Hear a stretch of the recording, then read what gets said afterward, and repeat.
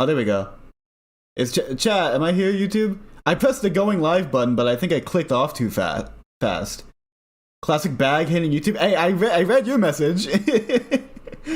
Sorry, YouTube. I clicked the go live button, but it glitched out for some reason. I don't know why. That's a wild guess and would pay my polls. It just doesn't make sense. Like, are they gonna release the 4.0 first half unit without a unit to support? Like, oh, here's the Elation support, and there's no other Elation units in the game. Like, are they gonna do that? That doesn't make sense. So, I don't know. I want to be wrong. I would prefer being wrong. But it makes sense to me, so I have to prep for it, is basically where I'm at. I had to go on Twitch to see if you're live. Man, I try to time going live to be right on the mark when it comes to the Am I live? Is it? It's not saying I have concurrent viewers on YouTube. Is it live? Yeah, I think I'm live. It's just glitching out. Stream settings. Yeah, okay, we're good. Right? Okay, is there anyone from YouTube chat besides Jossum? Right? Because it looks like it's still on the starting soon thing for my analytics. You're live? Okay, YouTube's just being weird today. Alright, we got it. Alright, let's do some stalling first. Give some people some time to get in. Is today Boot Hill Day? No. No, it's not. And it will never be Boot Hill Day. That's a fact. Above 2.2, let's go Noxa. We're here, but we're quiet. Well, that's expected, but you know. Casters, yeah. Alright. My intuition tells me that it would be unwise to provoke the conductor. Oh, I remember someone saying this. Who says this? Is it like Lorcha? No. Who says this? Fuck. Someone says this. Someone says this, dude. I mean, revolutionary take that a character has this as a voice line. No. Is it like the Herda? No. I don't want to look at the voice actor. My intuition tells me that it would be unwise to provoke the okay, bro. Doctor ratio? No. What's my streak? 25? Holy shit. Who boarded the express, like, canonically? Because it's like they visited, but I don't know if that's, like, canon, you know? Oh, wait, also, my chat is, like, going off the side of the fucking thing. When has that been a thing? Oh, no, let me fix that. Oh, it's because I fiddle with it, probably. Damn it! Okay. Chat is so annoying. Not you, the function of chat is so annoying. Sorry. Let me not slander. There. Is that better? Yeah, that's better. For now. I'll probably have to fiddle with it again when I change screens. I don't know. Fucking... If we're going like canonical people that have visited the Astral Express, it's just like Black Swan and Sunday. And it doesn't sound like either of them. Maybe it sounds like Sunday. No. Okay, let me look at the voice line. Is it just Don Hung? Wait. Bro, you live here. Why do you sound like a stranger? Wait, okay, is it just Don Hung?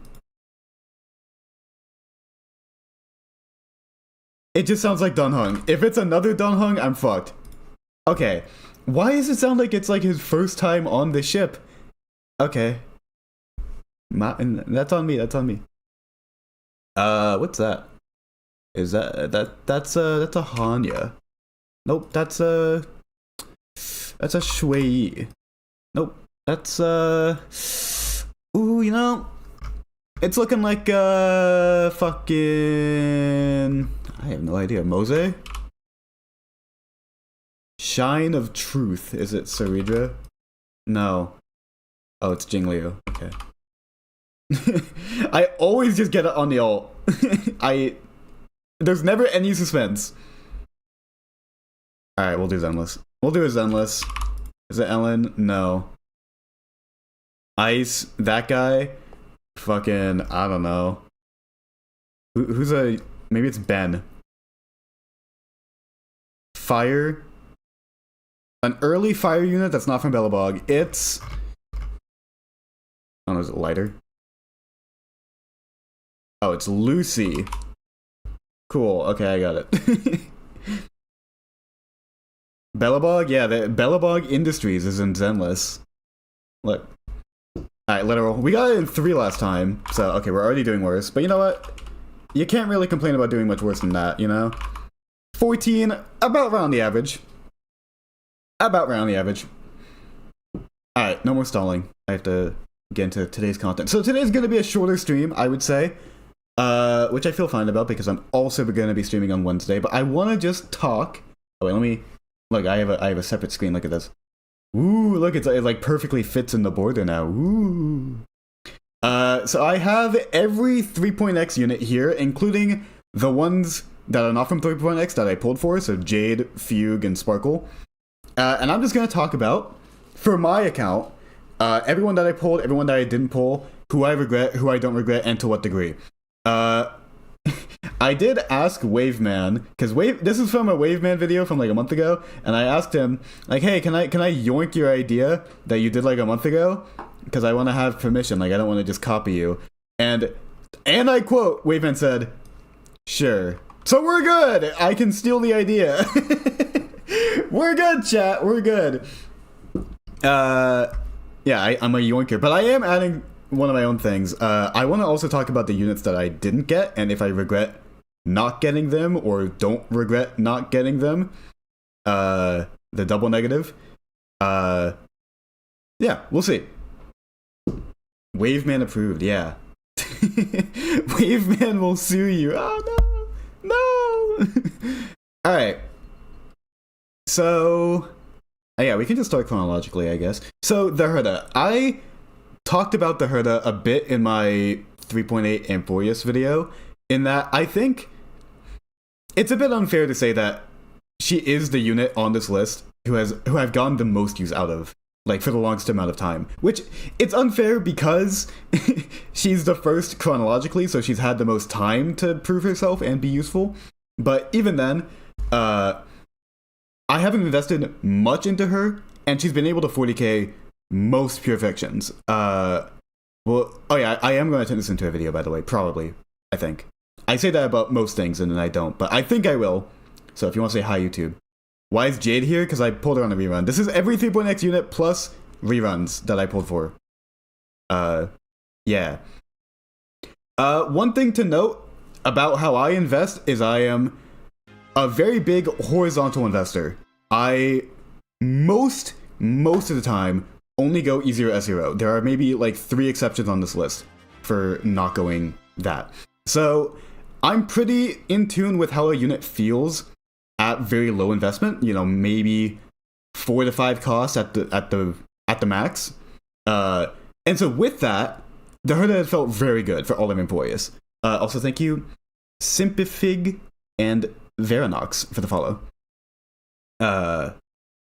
I will say, my floor with her has been inconsistent because I can't just say, oh, she's been low investment and has cleared well this whole time, because it started off without Tribby, and then it got, and then it got to, oh, Tribby's on the account, but I don't need her and I can use like Robin instead. And then it got to, oh, I need to use Tribby to 40k consistently. And then it got to, oh, I have E1 Tribby, and so that's needed to clear consistently. And now it's at, even at E1 Tribby, it's still a bit rough. The current Purifiction, which is Ice Week and does have a buff for her, I found hard to 40k with her. It's starting. I probably could if I tried enough, or if I just went to Stainless, obviously. It's starting to be like not a no-brainer for her to 40k with my the Herda E0 S0, Jade E0 S0, E1 Tribby, and then dipped. So however much cost you think that is. That team is not guaranteed 40k like it has been for, well, since Dipped came out, at least, I guess. But even then, we're like, the Herda came out 363 days ago, because it was it was January 14th. So it's been basically exactly a year, and I would say she's been able to carry my account, at least in Purifiction, the entire time. And then even then, like in early MOCs, she was still able to run with like Serval and like do fine for like a couple patches. And then further than that, if you use it with an Oxa, I guess. Which I almost never do, but you can. So it's like, yeah, I feel like investing into her now is kind of rough. There's probably going to be another Pure Fiction check unit in 4.0. No, not 4.0, 4.x, whenever. And I think she does need a certain baseline of investment to be genuinely, like, notable outside of Sustainless, I would say. But for how long she's been on the account, yeah, I fully don't regret her. Like, this is probably the easiest person to place on this list, I would say. The Pure Fiction buffs haven't been kind to her lately. I think the current one is just, like, skill damage, right? I remember it being pretty kind to her. I have had some pretty good clears before, like, recently. Like, I think, again, when I did the Amphorius video, I think, like, the 3.7 Pure Fiction, I was able to, like, 3-cost without Tribi, I think. Right? I think I did. Maybe I'm lying. I might be lying. No, I think I did. Yeah. Oh, also, I do use Battle Pass. So, she is without her Lycone, but on S5 Battle Pass. So, worth noting. Yeah. I genuinely use Argenti if he was usable. I mean, he's still usable, just not, like, to a good degree. He's good sustainless. Like, I've seen good sustainless runs. Yeah. Thirda's treasure passive is too useful? Oh, true. Wait, you're actually right. I have used that for all of Amphorius. That is actually so true. Because I don't have Topaz. I don't have Topaz's passive. So I've had to use the Herda. That is actually also a thing in her favor. True. Did bro just put Flop Berta in the highest tier? There's no way that isn't rage bait. There's no feasible universe. I'm saying, when I got them, do I regret it? In 3.0, getting the Herda was a good idea. I think that's pretty uncontroversial to say. Like, no? Like, am I wrong? Also, why isn't my mouse showing up? What the hell? What? Oh, there it is. Okay. Am I wrong? I genuinely don't like her. I think, okay. Also, separate from meta, I also think she's incredibly fun to play.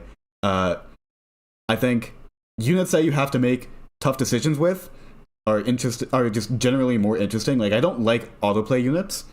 So, juggling her energy with her action advances, with interpretation stacks, and, like, involving the rest of the team in her rotation by giving her energy is just more interesting than a lot of other carries, I think.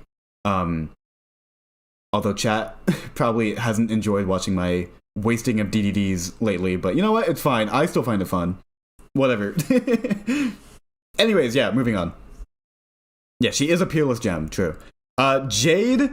So, Jade I got, like, off stream after my first ever stream because I was like, ooh, I like the Herda, and I want to have, like, good Pure Fiction checks. And Jade was rerunning. Because pre 3.0, I had, like, nothing for Pure Fiction. I had, like, Mini Herda Himiko on one team, and then, like, Acheron for the other team, without Jiaosho.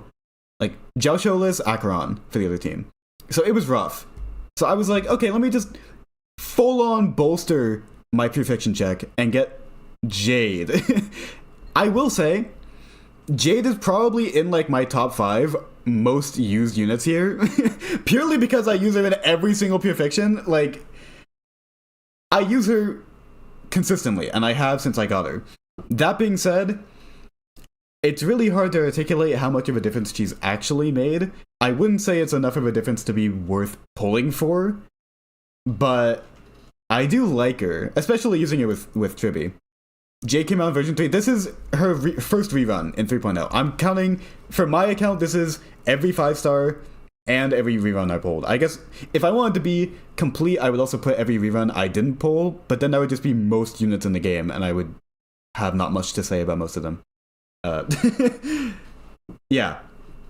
That being said, yeah, I've had some pretty close calls with the Herda, where maybe Jade's difference really does count. I've used her a lot. She feels really good, but I wouldn't really say she was worth it as a pull. I think putting her here, like, yeah, I probably wouldn't pull her again. Knowing, like, this is like the hindsight tier list. Like, if I knew how the meta would develop, would I have pulled for Jade? Probably not. She's not really needed. She was mostly for fun. But, you know, it's... I don't regret it. The bag yapping tier list? I mean, that's just every tier list. Let me drink some water real quick.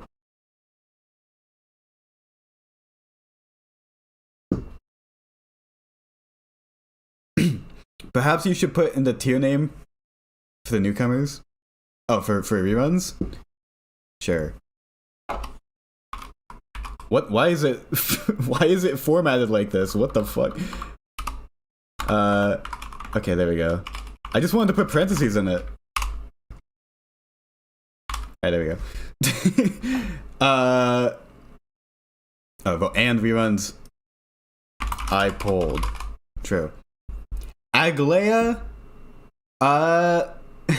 So with my tendency of going very low cost with most of my carries and mostly just horizontally investing, you can probably guess that Aglaia has been pretty rough on my account. I have at least gotten her the Battle Pass icon at S4 to use, but no E1, no S1. I do have her best team. I do have Sunday, Robin Ho-Ho, so I at least had her best team when she came out. And I mean, I used her a good amount when she came out. I had a good amount. Like, I did 0 cycle some MOCs when she came out, like for a couple patches. Aglaia is only used if we beg to you. That is very true. I am very averse to using her on stream. This was also like pre-full coverage of units. Like, I didn't make teammate tier lists or guides back then with Aglaia's release. I think Aglaia was actually the first ever teammate tier list, but I didn't make a guide for her. So I wasn't fully immersed in her very complicated speed tuning, or complicated at a glance at least. Which meant, like, yeah, I didn't really want to play her on stream because I didn't want to make a fool of myself. And also, yeah, my investment just wasn't really there for her. I think she's fun. I like her gameplay. But I do kind of regret getting her, I would say. Just like, yeah, out of any carry here, I think she's the one I've used the least by far. And it's not even like I've been unfair to her. Like, I've given her as much of a chance as any other carry, with as much investment as any other carry that I've used, besides like 2. And she's just done worse. I know that her investment is really good, but that's just not how I invest. So she's just kind of rough for my account, I would say. Points for Aglaia in Currency Wars, that is true. That is true. I have been very carried by her in Currency Wars, and not having the trial set to use on her is probably good. I'm like, it will be a cold day in hell when I pull for someone because of Currency Wars, though. Like, let's not get it twisted. From my experience, the trial Aglaia does the job just fine. Yeah, it scales to the point where it doesn't really matter, but yeah, true. Aglaia taught me to never roll for the first DPS unit to come out during a patch cycle. Yeah, I guess the Aglaia discussion is coming back up with Sparksy. I don't know how warranted that is. I do think they are pretty different units, but there is the fear of, like, Aglaia wasn't really included in the Remembrance, like, meta as a whole. She was kind of just doing her own thing on the side, which I think a lot of people, when they pulled for her, didn't expect. They were like, oh, it's the first carry of the new path, she's gonna get focus. But then Castris was the anniversary unit, and then she actually got the focus. So I can see people worrying about that with Sparksy in a very similar situation, but it's different enough for me. I don't know. Yeah. Pull Sparksy for animations. We could get into, like, my pull plan for 4.0 as well. In your opinion, what should be the order of investment for the best Aggie team in terms of IDs and stuff? I said it in my 3.8 pull priority. I forget what like, if you're starting from scratch, I would say Sunday first, and then either a sustain that works for her well, or Cymene. Or if you have Robin, then just get E1 Robin, in my opinion. But that's kind of a hot take. And then, well, or before even that teammate, you could get E1 Aglaia and just use RMC for the third teammate. It depends on what you already have on your account. S1 is, like, good, but, like, low on the totem pole of what you should get, because other stuff is insanely good. So, yeah, that's my take. If you're starting from scratch, E1 and Cymene are most important. Is it Cymene before Sunday? I know you can run Aglaia without Sunday with Cymene. I don't know if it's the priority. Is it? Because, yeah, you can go Aglaia, Cymene, RMC, sustain, and be fine, especially with E1. Yeah, I guess if you get E1, Sunday's not as important. True. Saibini is much better than Sunday. Well, yeah, I know that, but like, I don't know. I guess I'm just assuming Sunday overall for an account. Although that is different now with Elation, with the whole not using damage percent thing, which is really funny. Hot takes tier list when? Oh god, yeah, no, that I will probably never do. I think Aglaya, Saibini, Saridra. Wait, Saridra with Aglaya? No, that's not a thing. Is that a thing? No. Saridra doesn't work with her. That you're tripping me up. Sparkle clears that bum Sunday. I haven't seen Calcs yet, actually. I haven't seen Calcs yet, but I have seen some good runs. She's certainly a lot more competitive and a lot better for Elation, for sure. Oh, Currency Wars. Okay, you're talking about Currency Wars. Okay, yes. I mean, even then, is Saridra good for Aglaya there? I don't know Currency Wars. Anyways, let's move on. My Day is the first unit I didn't get. I skipped My Day. And I will say, there's not much to say with him. I probably don't regret not getting him. Is there a better way to say this? Don't regret not getting. It's a double negative. It's kind of weird, but I did like My Day's character. There's some units that I pulled just for character, and I was close for that with My Day. But yeah, he's kind of a boring playstyle. I think he got a lot more interesting with Saibini and also Saibini with Saridra specifically. I think that's a kind of cool team. It's not like you need it, but I think that team specifically looks cool. Although Saridra is pretty replaceable in that team. But I think, yeah, recently he's gotten more cool. When he came out, it was the controversy of the patch of just, auto battle, not really fun, not really interesting, and I kind of agree with it. I don't really regret it at all. I will say, like, My Day is a good example of, like, how shilling of a patch makes you feel about a unit. Because I remember 3.1's HP meta shilling pre-Castris was, like, really rough to deal with. But because we had very few units to deal with it, it was just, like, My Day or, like, pre-buff Blade without Hyacinth, which was, like, not the best. How much of I enjoy playing them affects this tier list? A lot. This is not just meta, this is just overall, do I enjoy it? Or did I regret it? So, them performing well in the meta matters because it means I use them more, but like I like Aglaya. I think she's fun, but that doesn't make up for everything else, Yeah, I think, My Day's position of like that one 3.1 like Kafka MOC where he could like fucking 2-cost 0 cycle or whatever was like, holy shit, this unit's broken, and then Castris came out right after. It's like, it makes it harder to look at stuff in hindsight because it's like when a unit is coming out and their banner is live, it feels like, oh, I'm trolling if I don't get them, even if long term they don't really matter at all, just because of how the game is positioned around them at that moment in time. And I think My Day is a good example of that, of just like, I remember it being kind of hard to skip in, but now looking back at it, it's like, yeah, that was easy. I mean, I don't dislike the guy. I like My Day, but like,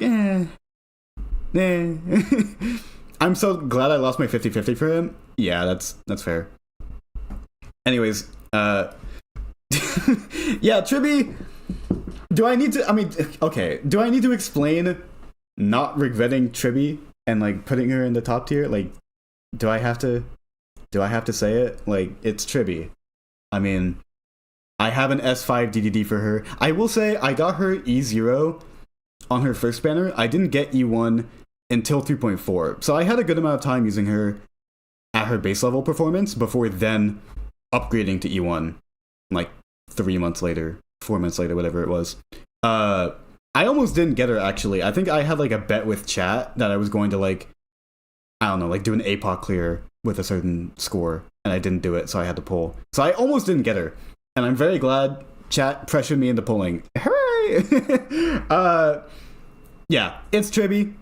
The AoE meta was very prevalent back in the early 3.x days, and even now, it will always be at least a little bit prevalent with Pure Fiction. But then with that also came Anom, where having 3 good teams with good supports is kind of hard to do, and like it's hard to do unless if you're horizontally investing or if you really know what you're doing with every single team you have. So Tribby of just being generic buffing with DDD, it's like you can't really go wrong with that. I am trying to think, like, with every ANOM, I think I've used her. In the current one, I'm using her in stage 2. What was the last ANOM? I think, yeah, the last one I used her in stage 1. And then the first one I used her in stage 2. What was the first ANOM? Oh no, I used her in stage 3. So I've used her in every ANOM, I think. Yeah, she's good team filler. Recent ANOM debuffs kind of screwed her. That is true. With the energy debuffs and the HP debuffs, that is true. Can you link the tier list? Have I made this shareable? Oh, this isn't mine. I mean, I made the tier lists myself. Like, I made the tiers. I don't know how to link it. I'm clueless. Easily the most high value 3.x unit. Yeah, is there anyone else in contention? I think maybe Hyacine is the other person that would be put there. Just link the URL. Does that work? I mean, sure. Tell me if this works. Dipped? Well, Dipped is free. Yeah, I would say Hyacine is the other contention. Maybe like Evernight, or if you really want to say Cyrene, maybe like I would say Tribby kind of wins though. Yeah, I'd say she just wins. I can't really think where my account would be if I didn't have her, especially at E1. Like, I think with my experience with the Herda progressively getting a bit worse on my account every patch, that would have been a lot faster if I didn't have E1 Tribby as like a boost in 3.4. Also, I didn't say thank you Shadowrun for the follow. I apologize. That was 7 minutes ago. My apologies. Yeah, like, she would have fallen off a lot faster. Same with Castris, as we'll get to. Like, the way I play Castris, she would have also fallen off. So it is a bit skewed of, like, her overall power level. Of just like, oh, I got her E1 when, like, after she came out. So it's like, it felt like she remained at around the same power level when it was just, you know, the further you get from her release, the worse she feels. But I got her E1 to kind of prop her back up. That's definitely a factor. I'm not really going to factor that into this tier list. That's more of just her own strength as a whole, as a meta unit, which is not really what I'm talking about. But, yeah. My third E1 is suffering without her. Yeah, I'd say these days having the Herda without her is kind of rough. But, like, yeah, for all of the teams that I use, like, for Castris, she's irreplaceable, for how I use her at least. I mean, she is with investment, but I don't have investment. For Anoxa, she's a good replacement if I'm not using Robin, especially at E1. Like, I think in the current Pure Fiction, I used Anoxa with Tribby to 40k. Archer, she's a good replacement, especially in Sustainless. True. Saber, same thing. Like, could use Robin, could use Tribby in the third team slot. And that's every carry. I guess, like, Aglaya Sustainless can use her, but, like, I don't have E1, so energy is a problem if I don't use both Robin and Sunday and Ho-Ho, so it's kind of weird. But you know what? For most carries that I care about, Tribby is like the number 1 or number 2 unit, so it's, yeah. With the current Night 2 team, Archer is Sustainless, because I used my break team on Night 3. It was, yeah, Archer, Sparkle, Tribby, RMC, I think. Alright, I guess we should put RMC here, because I put other free units here. Does that matter? Guys, I don't regret getting E6 RMC. Wow! Holy shit! Crazy! Yeah, do I even put him? I don't know. I also don't know what we're doing with Archer and Dipped. We'll get there when we get there, I guess. It's Atlas, thank you for the follow. Did you pull Dip's Lycone? No. Yeah, we can get there when we get there. Castris. So... oh yeah, I guess I didn't finish my tribute thoughts. I like her a lot. She's really good. Easy to use. DDD is DDD. Slottable in most of my teams. E1 has helped her longevity, but even without E1, I think I would still use her a good amount. Helps with ANOM team building, even if she's screwed by a couple debuffs. I don't think I'm going to stop using her anytime soon. Especially in Perfection, if nothing else, but probably even outside of it.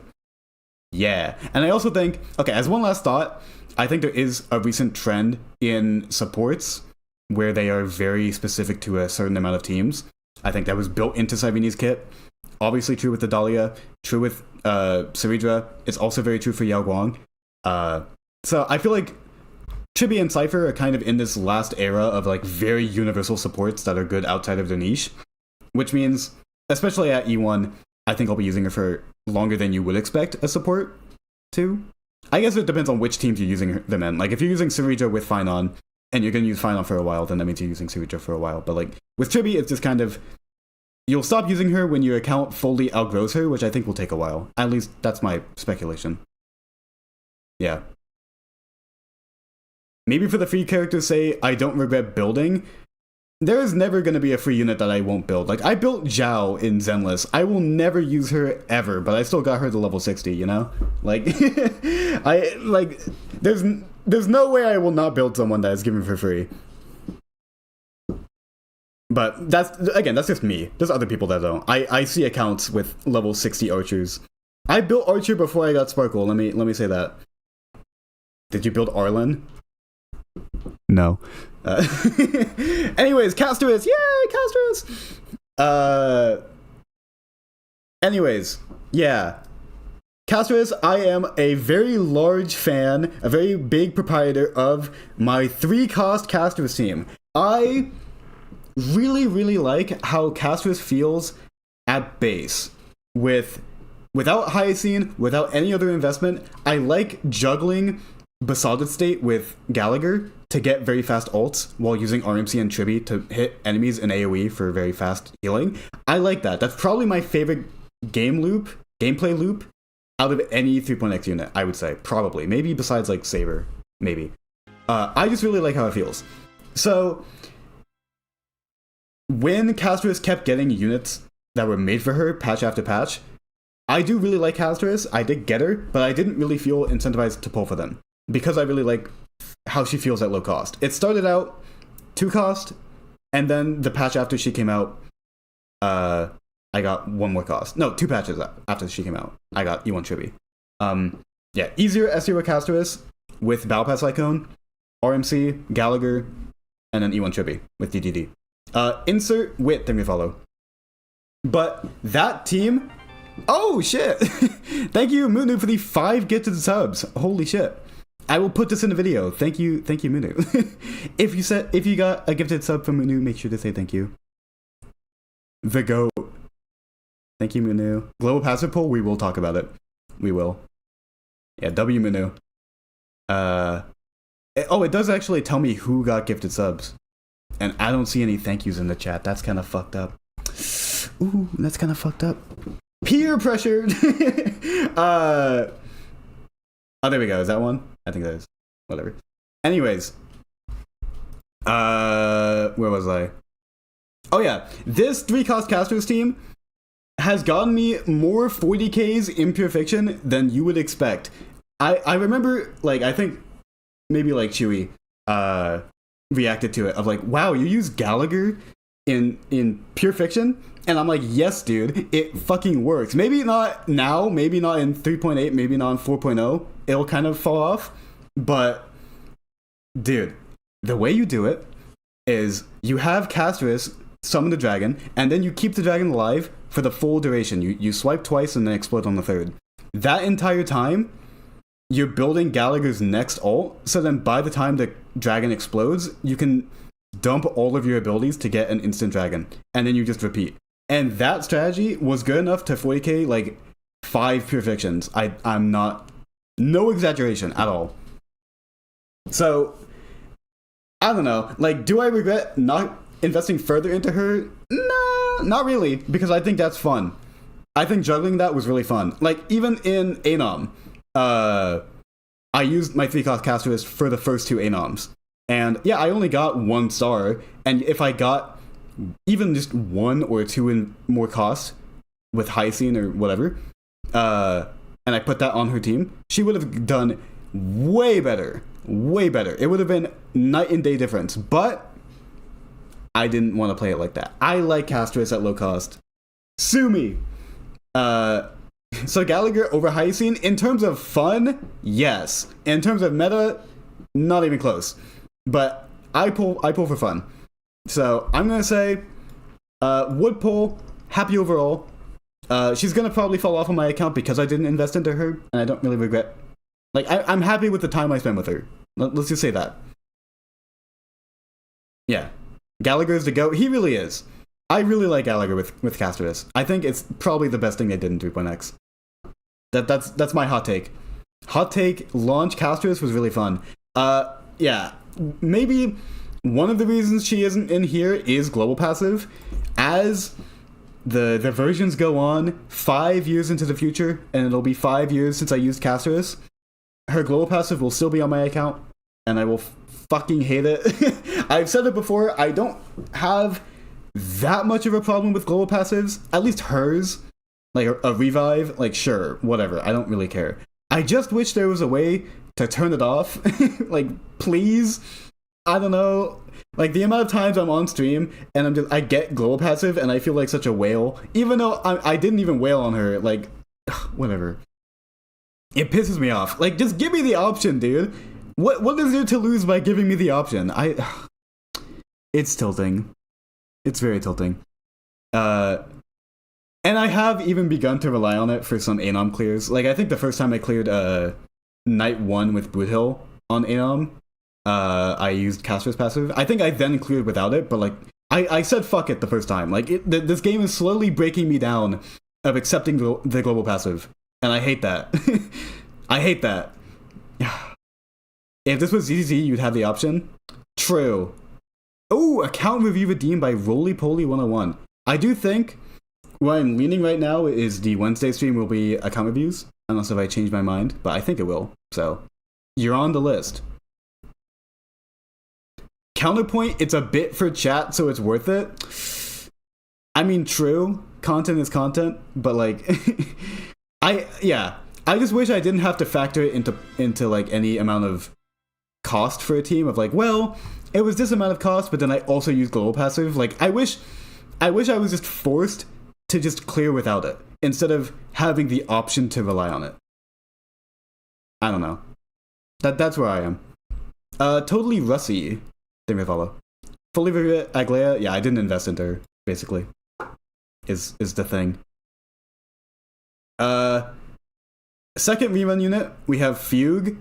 Fugue, I got E0. I think it was in 3.2, right? It might have been 3.3. I think it was 3.2. So I am a Boot Hill main. That is me.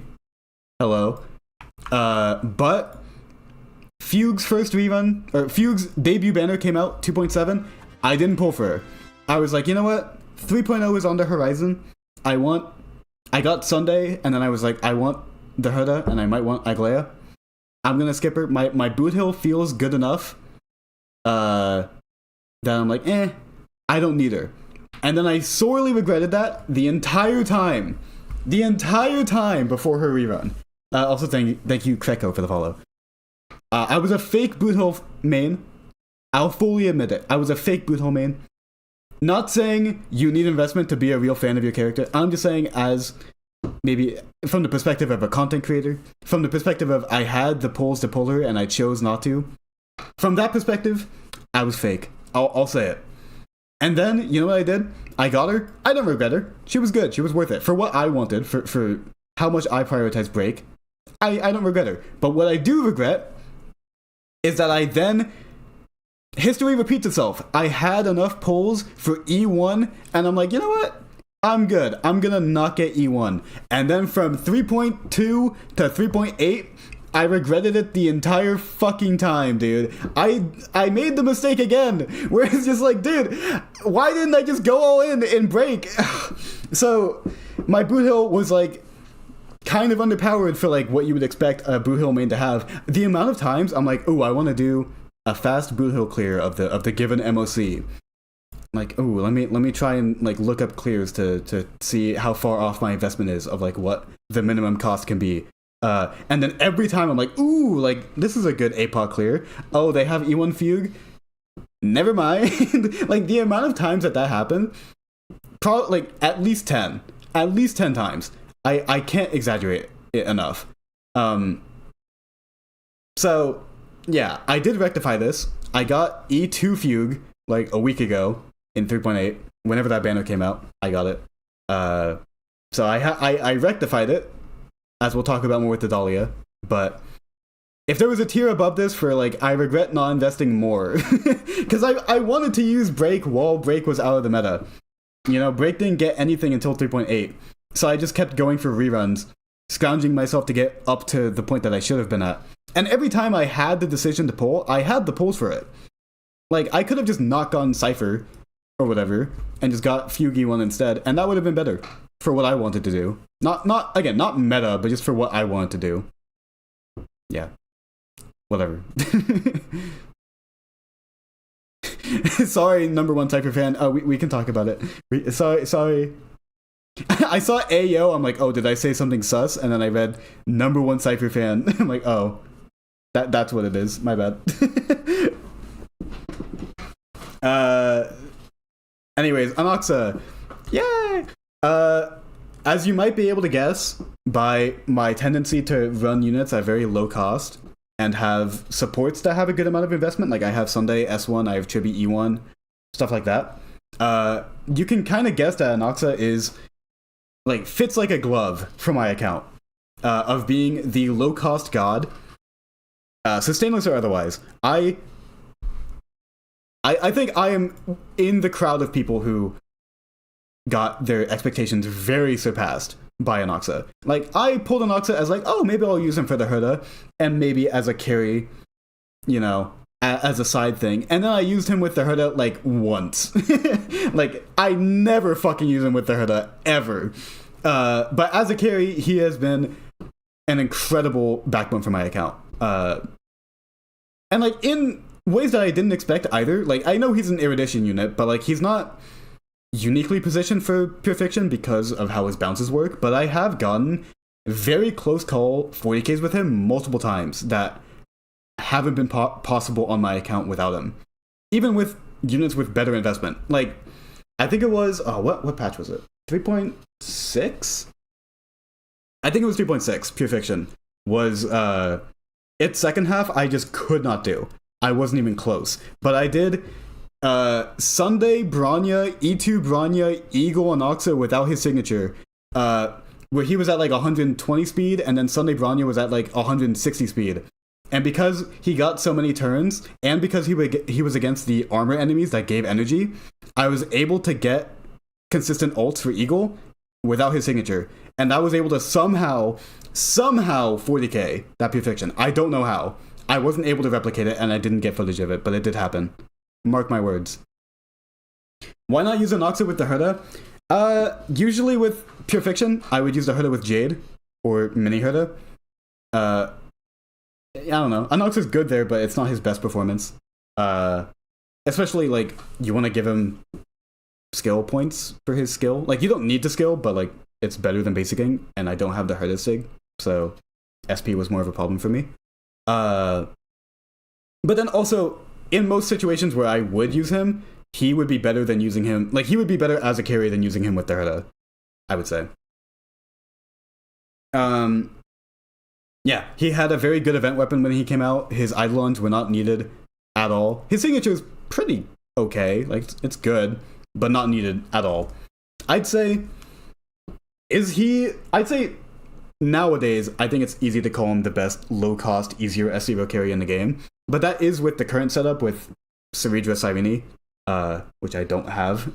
But hey, even like last stream or like 2 streams ago, I was able to 40k Purification just with the typical Sunday dipped Chibi setup, which did have investment because Sunday's S1 and Chibi's E1. But still, that's pretty good, I would say. Yeah. Yeah, he is the low-cost god, and I like low-cost, so he has been a backbone. Again, I'm trying to think for, like, previous Anoms where I've used him. I don't think I've used him in the current Anom. I think I did for my first clear of Night 3, at least. But I've used him in both of the other ones so far. Yeah. I don't know if I'm ordering these tiers, by the way, if it's just going to be sequential. But he's good. Yeah. I do think it's kind of similar to most other carries here, where I haven't invested that hard into him. So he might fall off. Again, I don't have Saridra Cyrene for him, so he might fall off for that. That's just the nature of horizontal investment, is that your units are not going to last that long. So it sucks, but I've gotten a lot of use out of him for how small my investment was into him. Like, he was just he was a whatever pull that benefited from stuff that was already good on my account. I didn't pull anything for him besides himself, and he carried. So yeah, not much more to say beyond that. Wasn't Hyacine first phase, or am I misremembering? I think it was Cypher first, right? Because I remember pulling for Cypher with Hyacine on the horizon, right? Do I have the order wrong? No, Cypher was first, right? Hyacine first? Okay. I was wrong. Okay, I was wrong. Well, okay, there is context to this. So, back in the day, whenever this was, like, June? No, this was, like, May or, like, April. I ran a poll on my Discord because I was like, I don't know who to pull. Should I get Cypher or Hyacine? And then I think it was like literally 50-50. And then I voted in my own poll to go for Cypher, and then I got Cypher. So yeah, I didn't get Hyacine. I am a Hyacine skipper. Also, watch this. Oh no, now that the row is gone, it looks weird now. No. I prepared for this. Ooh, he's too slick. He has a separate screen. Oh my god, he's too good with it. Thank you to Vayo for the follow. Yeah, so I didn't get Hyacine. And I fully explained my reasoning with Castris of, yes, she was very good for Castris. Most of the reason I liked using Castris was because of the gameplay that Gallagher makes you do. So I wasn't really incentivized to go for her. She would have been an objectively good meta pull, like by far. But I just wasn't too interested. I think she has gotten a reputation, especially in hindsight, with how 3.3 to 3.7-ish performed of the HP meta, of how hard it was shilled. As someone who doesn't have Hyacine, I don't feel like it was unbearably bad to go without her through that entire meta. Besides, like, I think the one time it was really bad was the Lygus fight in Anom. But even then, it was bad until we got the free dipped. And then I could clear with dipped. So it was like, it was bad for like 2 weeks, or however long it was. Who do you sustain Castris with? Gallagher, my goat! True! So, I think this is, again, the criteria is, do I regret it? Not, was it a good idea? I think it would have been an objectively good idea to pull for Hyacine. She's a very universal unit who also would have buffed a good amount of my account, especially Castris, who I was relying on a lot at the time. But I didn't want to get her. So I think, do I regret not getting her is the question. I would say no. Again, meta-wise, of course I should have gotten her. There's no question. Like, duh. But for how I was investing, I think I made the right choice. I don't know. I probably would have used her a lot if I got her. But I don't think I would have as much fun. That's kind of where I'm at. So, I'm going to put her there for now. I might change it. But I don't think I regret not getting her.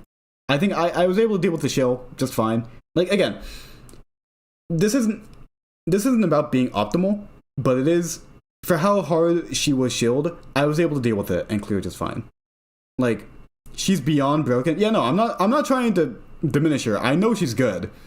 And maybe there is a factor of I don't fully understand how good she is because I don't have her, but I know how good she is. I understand that. I'm saying that's not the only factor. If you could pull Ika separately, would you use the beast to heal? Yeah, if it was just Ika and Hyacine, like Topaz and Numby, and Ika was like half the character instead of 25%, maybe.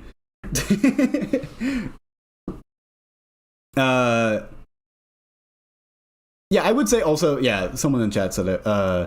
I do regret not having her for Blade, for the Blade buffs. That would have been cool. I would have used her with Blade. That is true. I don't think that moves her, but that would have been cool. Yeah. People who don't have Hyacine don't regret it because they don't know what they're missing. Gallagher looks way worse after getting Hyacine. No, I understand that. I get what I'm missing. I mean, I cover this game pretty extensively. I have seen many a clear, but for how much I used Castris, I don't think there were many performances that I would have wanted to improve with Hyacinth. Like, she was able to 40k Pure Fiction, and weirdly enough, that's most of where I used Castris. I don't know why. And yeah, with Hyacinth, I would have been able to use her in other situations, but it wasn't as pressing of like, there's no way to clear this without pulling out my Castris. Like, that wasn't the case in other modes besides Pure Fiction, I would say. I don't know. I like, this is like, I don't feel the need to like argue with chat about this because it's not really about meta or about like what's a good idea. This is just vibes. This is just, do I regret it? Me, Bag, myself? No, I don't not regret it. It would have been an objectively good idea, but I think for how I played and for how I had fun with Castris specifically, no, I don't regret it. She would have been universal, but I have every sustain. I have Aventurine, I have Ho-Ho, obviously I have Dipped. I feel like I'm forgetting one. Which one am I forgetting? Fushuan, I have Fushuan. So it's like, yes, she's like universally better than most of them. I mean, obviously Dipped came after, but like still, I didn't need her to fill any roles, even if she would have been good to fill them, I think. Oh yeah, I don't have Linkshaw, true. I don't have Linkshaw. That is true. I do not have Linkshaw. Bro was so big on Fushuan over Aventurine and folded in record time. How long did it take for me to fold on that? I actually forget. I think like I think I held it for a good couple months. Fushuan no refleur, true. Soon, true, yeah, true. How would you feel if I told you I run Castris with Linkshaw? I mean, it works. It's not optimal, and I enjoy min-maxing with Gallagher, but it's a thing. She does heal. It's not something I would recommend. But yeah, that's where I'm putting Hyacinth for now. I might change it, but for now, that's how I'm feeling. Cypher. So yeah, so Cypher won the poll partly because I rigged it because I voted in my own poll. My bad. But so Cypher is weird because she's built on two things. She's built on supporting previous 2.x units, Facial, Ratio, well, technically not 2.x, and also not as much, but Ratio and then Acheron. I have Ratio and Acheron. No, I have Acheron and Facial and Ratio, obviously, and I wanted to support them. So that was part of the reason I got her. And then the other thing she's built on is being incredibly universal. I would say it's been hard for me to really make use of how universal she's been, because I feel like for most of the carries that I use, she's not been needed to slot in. She's a good filler unit in which my account didn't really need her fillerness, I guess is the way to say it. Like for the carries that I have, like for Anoxa, Castris, the Herda, Saber, like anyone not Archer, like I usually have a good team for them that isn't like, oh, or I could use Cypher, and it's like, like why? That being said, I do really like Cypher. I basically only got Cypher because I thought she looked incredibly fun, and I really like her character. Like the 3.3 story basically convinced me to get her by itself. But I wouldn't say it was needed for my account or that I got that much use out of her. This is sounding like I'm going to put her in fully regret. I think I'll put her here. It's similar to Jade. I've gotten a good amount of use out of her. Part of that is post getting her with Archer. That's like maybe 90% of how much I've used her is just with Archer. I would say for trying to revive Facial and Acheron, she's made much less of an impression compared to like how much Dahlia revived Break, although obviously very different amount of investments. Cypher is E0 S0, Dahlia is E2 S1, so very different. But even then, I've used Acheron once in that I used her for my night 1 clear with E2 S1 Acheron, E0 S0 Cypher, dipped with Trend, and then Sunday E0 S1. And that was able to clear night 1 with Eagle Acheron with attack boots with 140 speed Sunday. The GOAT. I wish I got footage of it. I tried to get footage of it, and I spent like 2 hours trying, and I just couldn't. But I do have it as my clear. So that was a carry. That is a situation of like, I wouldn't have gotten that without Cypher. True. Although it didn't matter because I could have gotten E2. I could have gotten Knight 2 sustainless and then just brute force Knight 1 with break and then do Knight 3 with Fine On. So I didn't need to do it, but it was cool. It was cool. It was a fun run. Not really, because trend RNG is a pain in the ass, but it was a fun run. True. But yeah, I would say she hasn't been as much of a revival for Acheron and Facial as I wanted her to be. And I haven't really made that much use out of her universalness. Maybe that will change in the future. I mean, she's good with Sparksy as a filler unit, as much as you would expect it to be, I guess. I don't know. But yeah, like, and I said this when she came out, of like, if you don't need a filler unit, like, if the teams that you build are pretty airtight, you're not going to find a lot of use out of her. And that's kind of how I am. It's like, she's good. I won't say she's bad. She is really good. It's just my account hasn't had many uses where it's like, I need her, but she's fun. So, that's where I'm at. Eagle is the best set in the game, agree or agree? I'd say for min-maxing, yeah. Probably. I can't really think of another. Like, there's more universal sets. But if you're trying to min-max, probably. Yeah, that's Cypher. And then we get to 3.4. So this was, if anyone was here for this, so I got, okay, we can say Archer first. I have E0 S1 Archer. I got the S1 Archer from the pulling for Saber, so I didn't actually spend anything on Archer. I don't regret getting him because he was free. We'll talk more about him with Sparkle, I guess. He was free, so not much to regret. Wow. Yeah, I had a collab stream with Chewy back in the day. In 3.4, we were doing like account reviews on each other's account, and then I got gifted a shit ton of Stellar Jades from chat while Chewy was on my account. I think it was from Helios. I'm pretty sure. I'm pretty sure it's from Helios. And so I was like, oh, well, I don't really care that much about the current 3.4 banners, but like I just got given a shit ton of pulls. I should pull on stream. It should be fun. And then what happened was, in 60 pulls from Zero Pity, I got E0 S0 Fine On, E1 Triby, and Sparkle in 60 pulls. I don't know how the fuck that happened. Chewy Luck. He was the one who was polling, so thank him. Or be mad at him, whatever take you have. Yeah, streamer luck, but I wasn't the one polling, so which streamer? Woo! So anyways, that's important context because for as much as E0 S0 Fine On can feel a bit underwhelming, I can't really say I regret him because I barely spent anything on him. It was fun stream content that then turned into getting a 5-star and 20 polls, so I can't really be too mad. And I will say, E0 S0 Fine On can feel underwhelming, but I have still gotten good use out of him. Not like irreplaceable use of like there's no one else that can clear this except for him, but very low cost slottable use of like 3.7's Anom Knight 1 was really hard for me to clear. I eventually got it clear with Yunli, but it was a lot easier to do with Fine On.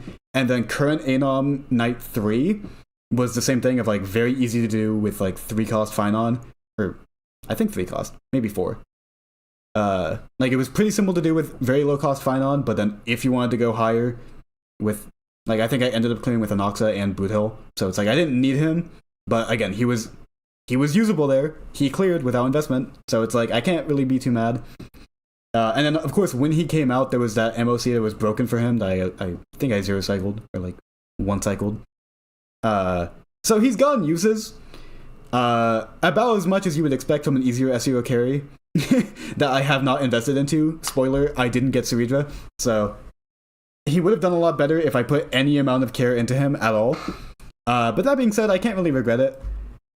I think here would I pull again if I knew I would get him in 20? Yeah. Otherwise, no. But he has had uses. I think he's fun. It's just, eh. Yeah. He lets you cheese the combat event, that is true. And also, I will say, he's gotten a lot of use in Divergent Universe, because his technique is better than Acheron's for insta-killing enemies, because it's AoE.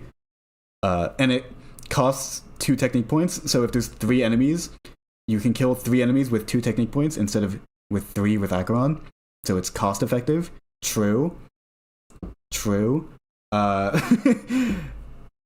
So he has gotten used there, but other than that, I don't regret getting him, but he's on the lower end of how much I've used every carry on my account. Sparkle. So Sparkle is weird because I only got her for Archer, but then now she's getting buffed. I just made a short last night about her buffs, and they're really good. They kind of change how we've thought of her in the last 2 years, because it has been about 2 years since she came out, I think, right? About that much.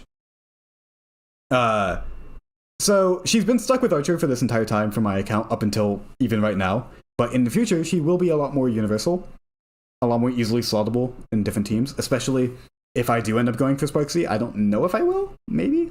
I do have a Dill that I probably won't use even with her, but eh. But I will say, for Archer, I really enjoy Archer. I used him a little bit without Sparkle, because I got her maybe like 10 days into her banner. And it felt like okay, like I could zero cycle the MOC that he came out on sustainless without her, but like it was really annoying. But Sparkle is a night and day difference. Pre-buff, post-buff, I'm really excited. I think out of anything from 4.0, I'm most excited for Sparkle buff. Probably because I'm still like iffy on getting Yao Guang or Sparksy. But is Twitch chat broken again? Oh, don't say it. No, don't say. Are we gonna spend 30 minutes again? Oh my, Caster Labs, you fucking bro. What is going on? Every fucking okay. Watch, I'm gonna fix it immediately this time. I've had my training arc. I know how to fix it. I take my previous experiences and I apply them to today. Bag vs. Caster Labs episode 6. It really has been like 6 separate times. It's been every stream. I don't know why. Every stream for the last like 5 streams, it breaks like an hour in. I don't touch it at all. I don't do anything with it. It's so annoying. Would it be a stream without technical problems? I didn't have technical problems for a while. It's just been recently. It's been annoying. I don't know why. Ugh, whatever. Okay, we'll see. I did the task manager thing that worked last time, so hopefully it works this time. If not, I'll do the disconnect stuff. Man!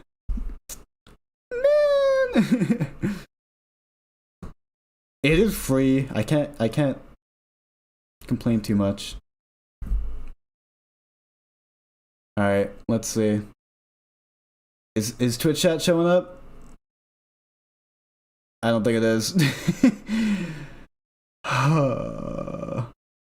Is it? Wait. No, the Om showed up. Uneku showed up. I think it's just behind. I think it's just, yeah, you know, it is showing up. It's just really behind. I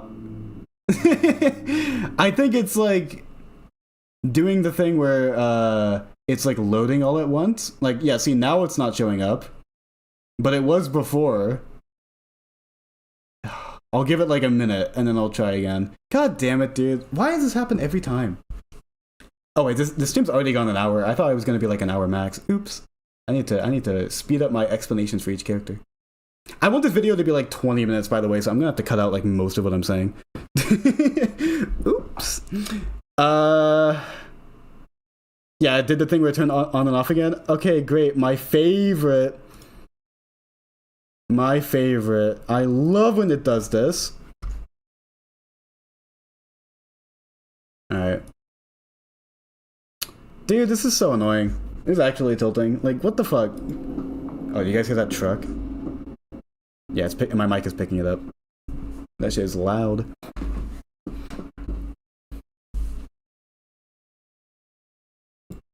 Alright. Come on, Caster Labs. Come on. Oh, it's not connecting to Twitch. Okay, now it is. Oh, maybe I had to check it. Maybe that was the thing. Okay, maybe it works now. True. Surely. 100%. Cien por ciento. True. Okay, it's not connecting to anything. It still says. Oh, wait. Okay, well, we got the who message. See, it's like getting like 2 messages. And then no. Like, it got like 2 messages. And now it's not going, dude. What the fuck? Why? Why, dude? It's so annoying. It's back? No, it's just YouTube chat. Oh my god. Okay. Dude, if I have to restart stream again, like I did last time, I'm gonna be pissed off. Alright, I'm disconnecting and reconnecting Twitch. Oops. Oh, I'm not showing it for you guys. Okay, good. I mean, I don't think I'm leaking anything either way, but I have to find, like, I don't even know what a permanent solution to this would be, though. That's the thing. Like, oh, wait, Uneku's message shut up. People in Twitch chat, type, go. Nobody's typing in Twitch chat. Oh, I think we got it. I think it's good. Okay, we got it. Right? It works. Okay, it didn't last 20 minutes this time. It was only like a 2-3 minute delay. We got it. Okay, hi Twitch chat. And then YouTube chat's here, right? I didn't change anything with YouTube chat. Yeah, you're here. Oh, it just showed up really late. The real message. Okay. That was traumatic from 2 days ago. Okay. What was I even talking about? I forget. Sparkle. Yeah. She's getting buffed soon. Wow. Yeah, she's found a good amount of use on my account just from Archer and nothing else, but even then I've used Archer a very good amount. But other streamers have had similar issues. Yeah, I don't think it's anything I'm doing, which is to say I'm not doing anything. Like, I'm not touching it at all, so it couldn't be my side. I don't know. It's just being weird. Yeah, I found a lot of use out of Archer, which means a lot of use out of Sparkle, but that is going to change soon.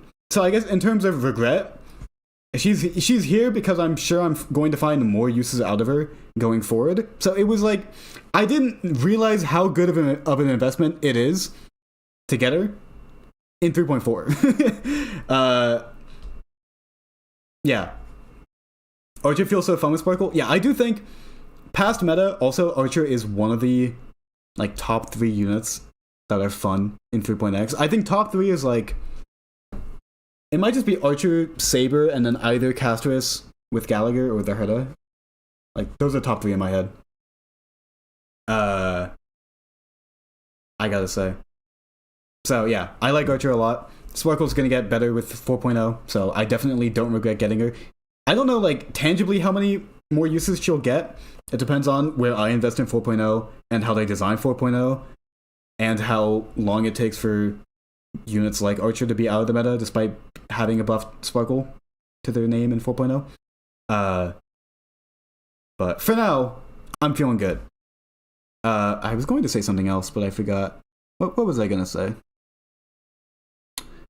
What can I...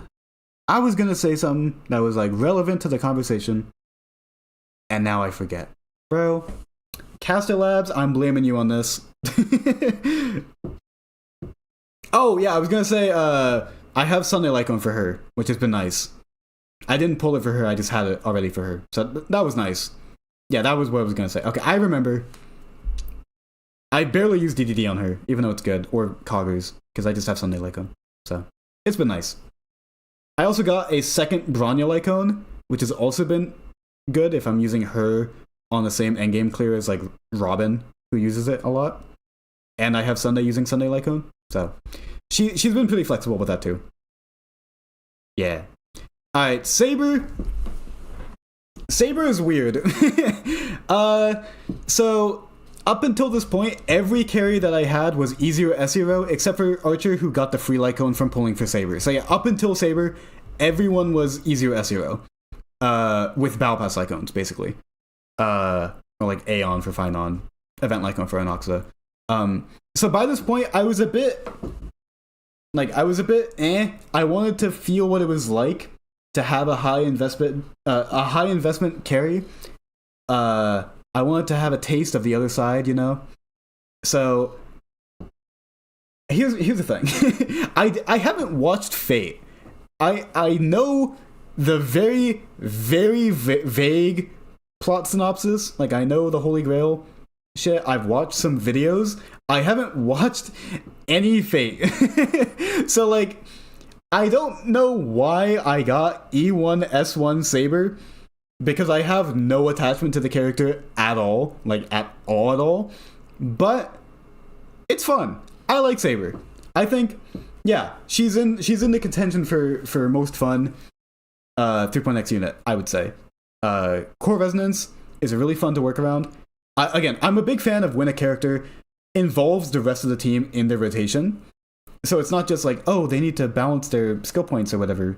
Wow, like it's not like autoplay. Like I feel like Anoxa can sometimes feel a bit autoplay. Maybe not with his more recent carries or more recent teams, like with the Saivini, Sarija. But like with Sunday, it is very basic to just be like, and then you double skill, and then you double skill again.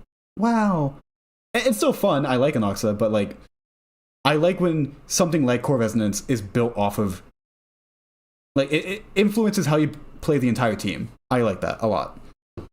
Especially with Sunday, because it has the added complication of timing your mana bursts to not misalign yourself with Sunday, which means that, like, for example, you have to not use her enhanced basic if you think that getting hit is going to overcap you on energy. Because if you get hit enough with mana burst ready to proc, it can just proc by itself. Or it just means, like, not using DDD, like not activating Triby's ult, like which can be fucked, but you don't want to misalign. You know, it's weird. There's a lot of like weird decisions that you have to make, and even if it can be frustrating, I still prefer when the unit feels like that. That's just my overall take. That being said, I do kind of regret getting at least E1. I think she's like here. I would pull for her again. She was like a backbone of my account for maybe 3 or 4 patches. I would say for the amount of investment that I put into her at E1S1, I would have expected her to be more important on my account right now than she is. I am a bit disappointed on how she feels these days. Again, with how much investment I put into her when she's competing with E0 S0 carries. It feels like there should be a larger gap than there is. And again, this isn't like a full meta thing of like how bad she is actually. This is just how I feel, which it could be skill issue, it could just be investment diff, it could be just the fights. Like I don't think there's been many Anom fights that have been that kind to her.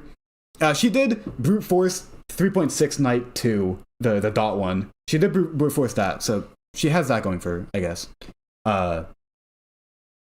But yeah, she's been a bit underwhelming for how much I put into her. I do really like her gameplay. I don't regret getting her, and I would get her again. But I think I at least regret getting E1. I think I could have kept her at E0 S1, and I would have been happy, I think. I also use her S1 a lot with Finon. As like, I think it is a slight improvement over Aeon, and I don't have Finon's Lycone, so I also got use out of it with that. But yeah. I think to choose a unit to fully invest into, I probably should have pulled someone who I had connection with, in which, you know, I do read the Euphoria story, and I haven't read Fate or watched Fate, so kind of a losing battle. I probably could have done that with like Finon or like Anoxa. What do you even? I guess like Anoxa would have just been getting Sarija, I guess, and then Saivini. Maybe she will be revived with a new energy support. True! Huohuo 2 to support Yao Guang's 180 cost ultimate. True. E6 Saber is old time only. Yeah, I kind of do regret. Like, I kind of wish I did full send E6 Saber. Even though, like, I probably would have regretted that too, but I'm also regretting not doing it. Like, it's a double-edged sword, you know? So. Oh wait, I have to text because I said it would be free by 4 and it's currently 4:15. So let me text my friends.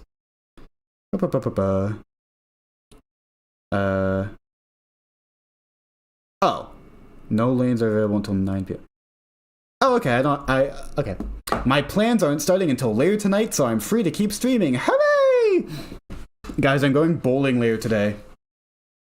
And I'm not going to use the guardrails. Let it be known, chat, I am not going to use the guardrails with bowling. Holy shit, I'm cracked. Anyways. Heislands. I do like Heislands. I don't have any dot on my account. I don't have Kafka. I don't have Black Swan for what that matters. Very easy. I think the thing here is a bit messed up. It's kind of cutting off the bottom row. Let me fix this. Yeah, oh, that's much better. That's much better. Okay. Yeah, I don't have any dot, so I did have like the inkling of being like, what if I just started investing in dot right now and just get Kafka and her and vertical investment into her at the same time? Like, I could have. I did feel it for a very small amount of time, but I didn't go through with it, and I don't really regret not going through with it. Yeah. Saridra. So Saridra is weird. By this time, by 3.5, we had inklings. We had very small hints. There were whispers that 3.8 would be a break support. There were very vague rumors that the Dahlia, I don't even think we knew it was going to be the Dahlia, but just Constance, break, something was happening late in 3.x. So I was very incentivized to save because I, for one, regretted not getting E1 Fugue, as we discussed earlier, and I also didn't want to make that mistake for any Fugue 2.0 unit.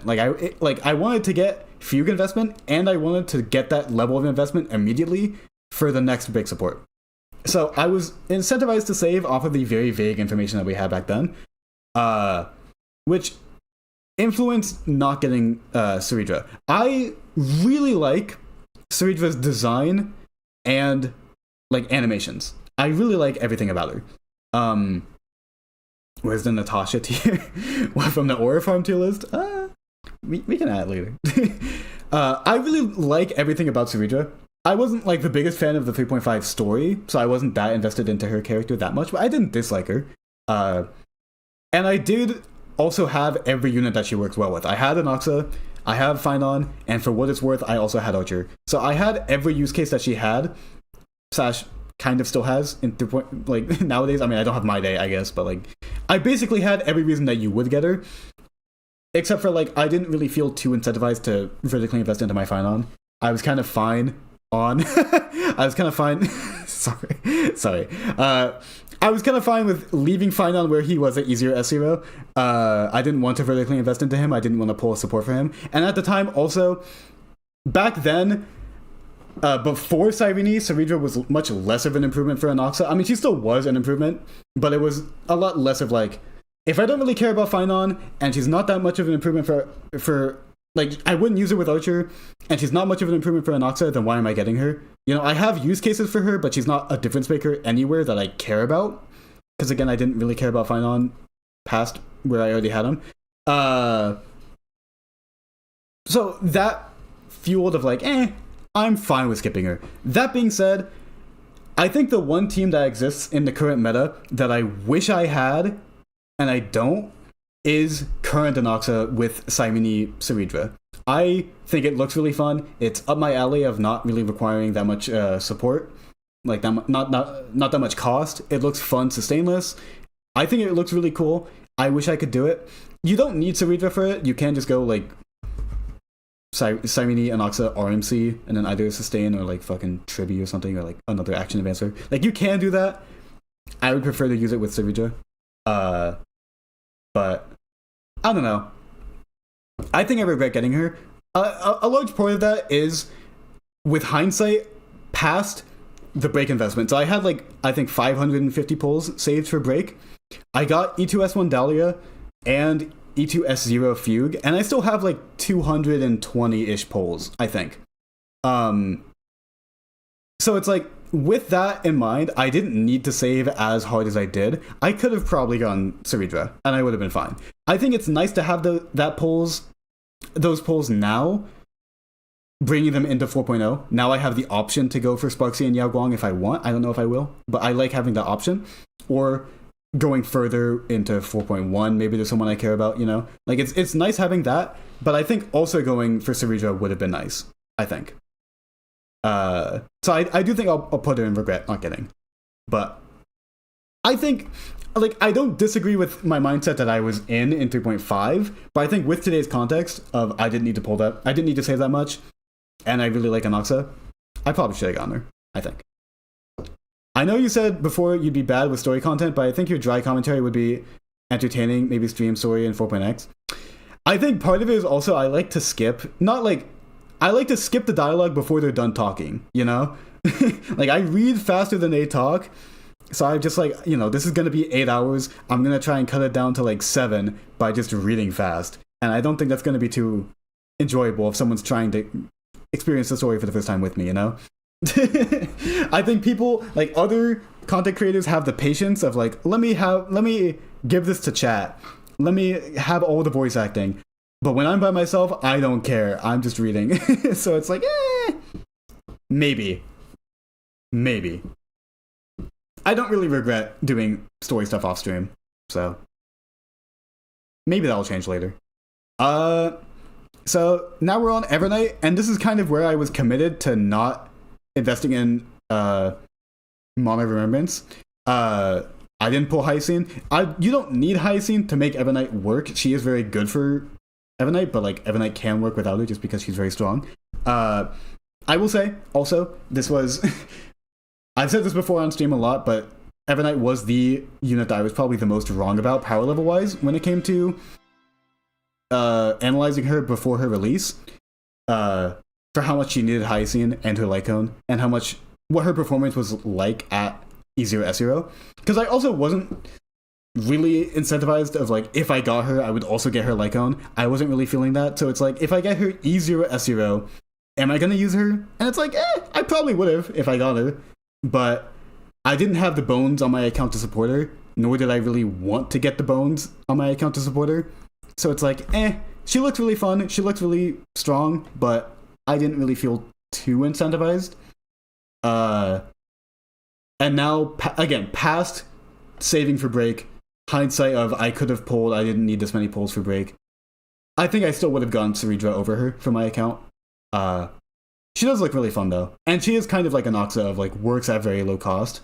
So I probably would have liked her, but it's fine. I don't really regret not getting her, I would say. Dipped was free. Dipped, I got E0 S0, and because I had good at high base attack Lycones, like I have Acheron Lycone to give him, I didn't really feel too incentivized to get his S1. I did feel a bit pressured to get his E1, mostly just because I wanted it for Archer, but I ended up skipping on it, and I don't really regret not getting it. I think it is a good E1. I think it's a worthwhile E1. Dipped E1, but I think Dipped is a very full, satisfying unit at base. I don't think his Lycone makes that much of a difference. I don't think his E1 is like terrible to miss, even though it's really good. So I'm satisfied with him. I wouldn't pull him any other way in which he was free. You should turn the white tier into the free tier, I guess. But I think for Dipped, it's more about, you know, like, do I regret how I invested into him? I guess. I don't know. Cyrene, I didn't get. Following the train of Ebonite, I didn't care about Mana Remembrance. And at this point, in the 3.x... Oh wait, also, thank you, Eat, for the follow. I've been off my game with saying thank you to followers today. My bad, chat, my bad. What was I saying? By this point, at the end of Amphorius, I was missing a lot of cornerstones that Cyrene relied on to be a very worthwhile difference maker in where I wanted her to be good in. I was missing, of course, most of my Remembrance investment. I'm not going to get Cyrene for a Gallagher Castro's team. Like, no, I'm not going to do that. I didn't have Maide, who is one of her most stark difference makers, as a support. I didn't have Evernight, which was just generally a really good person to pair with her. I didn't have Saridra with Anoxa. And now Anoxa without Saridra still works with Cyrene, but it's not like I don't know. It feels worse. At least in my opinion, it feels worse. I don't know. So I did think she looked fun, and I was willing to give her a chance when it came to her, like all the Doom posting. Like I wasn't like, oh, her ult is gonna be super annoying. I'm not gonna get her. Like that wasn't why I skipped. It was just because I didn't feel like any of my units really benefited from her.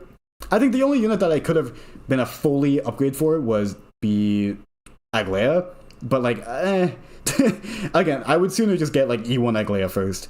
And even then, I'm not like that's not a priority on my account is getting her, you know. So I don't regret not getting her. I would say. And then the last unit is the Dahlia. So yeah, by this point, also yeah, for Saibini, at this point we knew what the Dahlia did, so I was very confident in saving for her. Like it was iffy because we had early leaks of like, oh, she's more of a Firefly support than she is for Buto and Rappa. So I'm like, oh, if that is true, like times 10, and she's not even good for Boot Hill, then what am I even saving for? But luckily, it didn't turn out like that, and she was good for Boot Hill. And her vertical investment was really good. Like her E1 and S1 and E2 are all really good. So I got saved there because I would have gotten them either way, even if they were bad. So yeah, I had about 550 pulls. I had like 530 pulls, but then I used the Star Glitter or whatever for another like 30. So I had about 550 pulls, and I got her pretty easily. Like average luck, like not good luck, not bad luck. And it was pretty night and day difference from my Boot Hill, I would say. I've talked about it before. I did a break clear with my Boot Hill for my Amphorius overview video that was like E0 Fugue, E1 Round May with Gallagher, and it was like a 4 cycle clear on Hule, and it was really fun like trying to have a successful clear because it took me like fucking 2 hours to get a good clear that was worth showing, and even then I made pretty big mistakes doing it. But I I liked dealing with the limits of break, of like dealing with the limited uptime of your damage window and like figuring out toughness to make sure that Boot Hill gets as many breaks as possible. Like it was fun finagling with that, and I do think Dahlia kind of just especially E2 S1 Dahlia kind of just spits in the face of that, where it's just like she's just a win button now, and now my Boot Hill just one-shots everything. Especially also with getting E2 Fugue, where it's like, yeah, now Boot Hill just wins, and there's not a lot of nuance. Like, part of the reason why I really like Boot Hill is because he definitely fits into that category that I was talking about of having very interesting decision making with getting his trick shot stacks and making sure he gets breaks on time. Like, for example, I really was proud of the footage that I got for the 3.7 video because I put Fugue's Foxy and Prayer on Gallagher just for him to basic attack an enemy who's not fire weak once, because that basic attack was the difference maker with toughness to get Boot Hill a break on time. Like that, like little micromanaged plays of like, oh, I need this fucking 10 toughness and I need it by this time and I need to, you know, allocate things correctly. Like now Break is just like, okay, I just kill them instantly because it's like a fucking 13 cost team, and it's like, okay, like it's fun, it's my carry team, like it's good, but it's kind of there's a lot of the reason why I like Boot Hill is kind of removed, but it is also fun to just see them die in one team, in one hit. I'm misspeaking a lot. Shmogi, thank you for follow as well. That and Shill, I mean, true, but like even brute forcing, like I brute forced night 1 with them, and that was closer to like, it was anti-Shill because they lock toughness, which does matter for Boot Hill even with Dahlia. So like that was still fun of trying to figure out how to finagle stuff correctly. So maybe that will just come naturally when Break stops being shilled after this patch. But at least for now, it is just like like I did the same run that I four cycled, and it was like a 1 minute run 0 cycle where I like wasted an entire turn, and it was my first try, and I made a shit ton of mistakes, and like I didn't optimize anything, and it was still a 0 cycle, and it's like, okay, like it's fun, but it wasn't like it's not the reason why I play this game. I don't play this game just for big numbers. I play it because I like thinking through things, you know.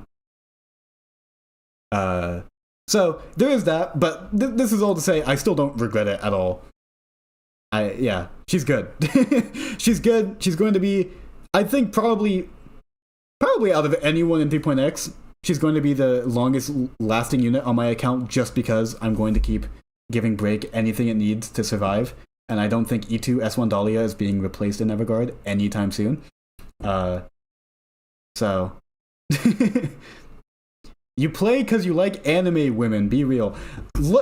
What are you talking about? What do you mean? I pulled her for this.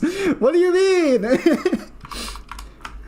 Is there anyone that you would give that slander to and it would be a worse idea? Like,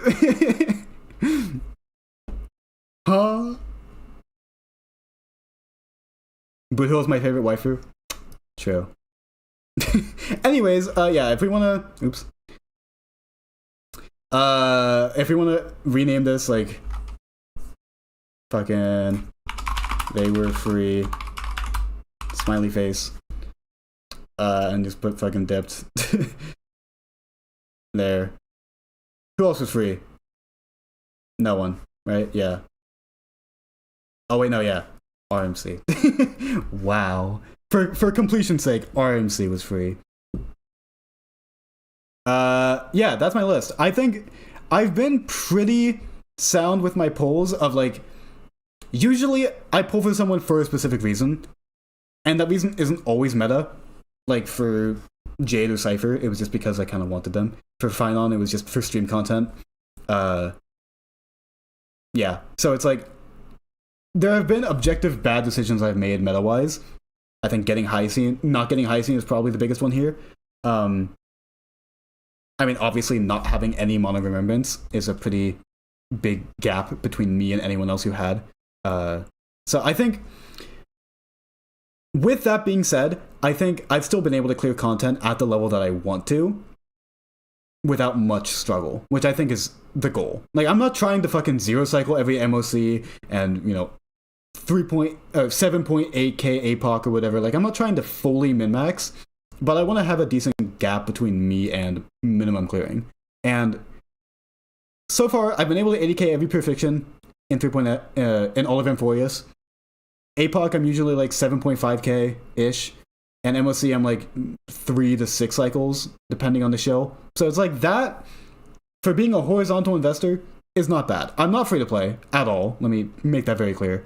I swiped for Saber E1, and then I was given polls for Finon, Sparkle, and E1 Triby.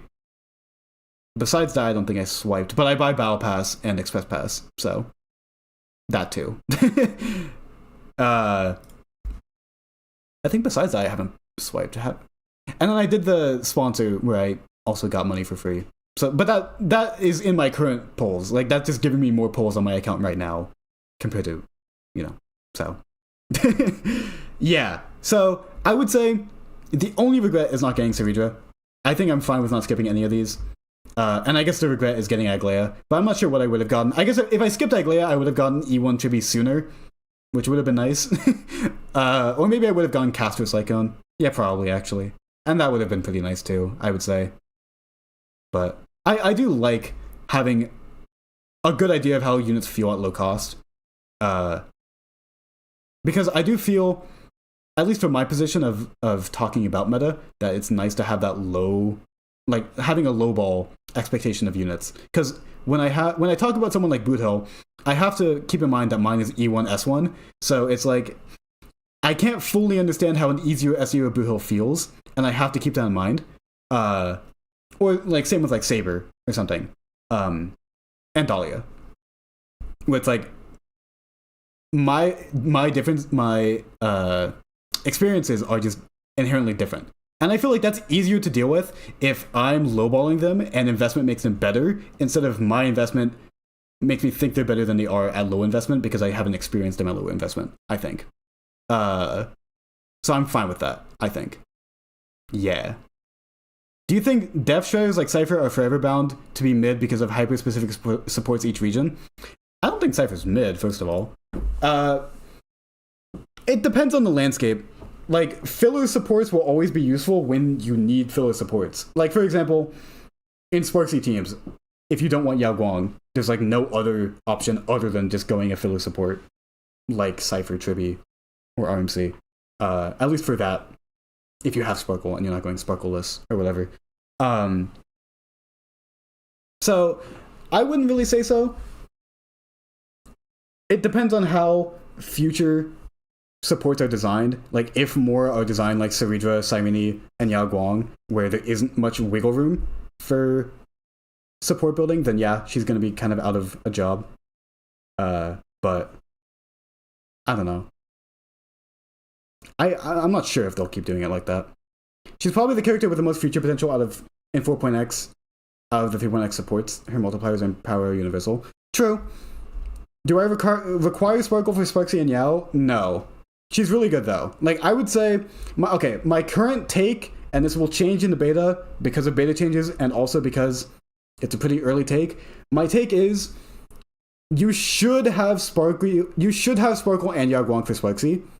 It's preferably you have both, and you need at least one. If you have neither Sparkle or Yao Guang, Sparksy's gonna feel pretty bad. Unless if you're like fully min-maxing a clear and you have like every move planned out.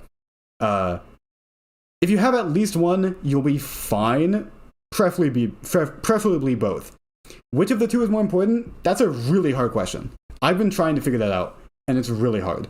I would say Yao Guang is going to be more important in the future when we have more Elation units that will be able to make use of her free AHA instant. The more mono Elation Sparksy teams are, the more important Yao Guang is. That's the basic way that you can hedge your bets. The main question is Sparkle going to be replaced by an Elation unit? Which Sparksy's kit indicates, but it doesn't outright say. And Sparkle's buffs are very intentionally made to make her work with Sparksy, so it's like, are they doing that just to make her be replaced? Like, there's a certain amount of speculation, which is not fun and not something that I want to really put into my videos, but I kind of have to. I would say you can figure out Sparkleless Sparksy, because giving speed to Sparksy makes getting 2 AHA turns in one cycle easier, although that isn't as important as you would think, because at least right now, I think how it works is AHA action value doesn't reset between waves, so that's only really important if you actually need both AHA instances to clear the first cycle, or to clear the first wave in one cycle. So it's not like that important. I mean, it is important, but it's not like as important as a speed break point usually is. So there's ways to go without Sparkle, whereas without Yao Guang, it's just more of like you build her like a natural support that has a big AHA instant every now and again that you can't really control, which I think has a lower ceiling, but it's a lot more comfortable. I guess that's the way to say it. Sparkle is more comfortable. Yao Guang you can min-max easier, and she probably has a better lifespan. That's probably where I'd say it, but preferably both. They both make a big difference. They're both hard to lose, I would say. Yao Guang also reruns much sooner. That's true. I would also say my overall suggestion would be, for one, during Yao Guang's banner, we will know what the 4.1 units will do, and they will probably be Elation, and they'll probably want to use her, so we'll know kind of the scope of how Elation will evolve past 4.0. That will probably really matter for if you're going to go Yao Guang. And 2, I had a 2. Oh yeah, 2 is she's going to rerun, so if you want to just see how Elation ends up and then pull her off of that, that's probably smarter than blindly pulling for Yao Guang when we don't know what Elation's going to look like yet. The problem with that is that you're going to not have her for a few patches, but you can live. So yeah, that's my overall safe suggestion, is either wait for reruns or wait for 4.1. It shouldn't be too hard to do either. For now, she's really good for Sparksy. She's probably going to get buffed. Like, she's probably not as good as she should be, but she is still really good. And also, if you have like high investment supports that like can match her, like if you have like a high invested into Triby or Cypher, then you don't need her as much. Overall, you would need more investment into her to match, I would say. but you might still want to even then, again, for what Sparksy teams will transition into the more Elation characters we have, especially Elation MC. That's probably the biggest one. We don't know what Elation MC will do. We don't know if they're going to be a carry, a support, a sustain. We don't know. So that's the biggest question mark there. So yeah. Anyways, we got off topic. I guess, yeah, I was also going to say what my plans were for Sparksy and Yao Guang. I have about 225 polls on my account right now, and we still have like a month left on the banner of the patch. I think like exactly right. I think it's like 29 days left around the patch. So I would have the polls to be able to get both of them at E0 S0 pretty easily. I don't know if I will. I think I am on the boat of my own suggestion of I'm going to see what 4.1 looks like, and I'm going to pull off of that, I think. Yeah. Is it confirmed we'll get Elation MC? I think so. I'm pretty sure. But we're not getting it in 4.0, so. If you had to make a one-cost Sparksy team, what would it be? I mean, what even... It would just, like, you don't really have any other options than just going, like, RMC, Tingyun, Pela. Like, what else is zero cost? I get, and then, like, sustainless... If you're not going sustainless, you just run dipped. Instead of, like, Pela. But, like, that's not going to clear well. Like, it's not going to do well at all. Or if you're saying one cost besides Sparksy, I guess just replace Tingyun with Yao Guang. Well, okay. Hanya for SP? I've heard people say Hanya. I feel like it's Cope, no? I feel like it's Cope. That's my take. I might be wrong on that. Hanya is good. Look, I kind of overglazed Hanya with Archer back in the day, and I kind of regret it. I don't want to repeat my mistakes. So I'm gonna be cautious on that. Nothing will ever be as Cope as Yukong. What, for Finon? Oh no, that shit was funny. That shit was funny. Any info on the rerun for 4.0? No, not yet. Usually, that stuff usually doesn't get leaked. That usually have to wait for the live stream for that. Anyways, I think that's it. I don't think there's anyone I would change for this. I think this is pretty accurate overall. Yeah. I think I would, yeah. I talked about it before. I would maybe put Hyacinth here, but again, this is like objectively it would have been smart for me to do it, but I still don't really regret doing it. And I think we're outside of we're outside of the shilling where like Hyacinth is the most important that she ever will be. I think it's going to be downhill from here for her, which is she's still going to be good, but it's not as like painful to skip her. So I'd say if we're already past that and I can look back at it, it's like I'm fine. I'm fine. Yeah. Global, okay, chat, and by chat I mean Arc, is really asking for global. I will do global. Let me open up global. Just a person and Rook Takes, or Rook Takes. Thing that follows. Yeah, we can do some globals. I did say I would do it this time. And I'm not on as much of a time crunch as I thought it would be, which is nice. This will probably be a YouTube video. I think. So I think it will be my last YouTube video before 4.0 coverage, I think. Because I think we're gonna... I'm like, again, I talked about this at the beginning of the stream. I think I have to plan, assuming Sparksy and Yao Guang are the same half, even though we have no indication of that. I'm just kind of vibing it out that it will be like that. Oh, I didn't start the prediction. Oops, sorry. I'm too busy yapping. So I'm gonna have to plan really ahead. Yeah, we're going with the global rules of last stream. We have lowered it to 7. 7 guesses. Let me clear this out. What was it last time? Was it fucking Bahrain? No, it wasn't. What was it? Oh wait, this is the first one. Oh, this is the first of the day. Okay, that was my first guess. Bahrain was my first guess. 7,000 miles. It looks like the opposite side of the Earth. It could be a fucking Panama guess. True. Do we know what V3 is? Even without Home Digicat, it is just really weird because this beta is not the usual time cycle that it is. So I don't know. I have no idea. Because, yeah, I think it's like the beta is like 1 week shorter than usual, I think. So I have no idea. I'm glad that I don't have videos that are relying on it. I think I'm just gonna post my shit like when the live stream is announced. Because that's like a good bet that there won't be any changes past that. Probably. Anyways, I'm gonna go Panama. Oh, okay, that's not a bad guess. That's not a bad guess.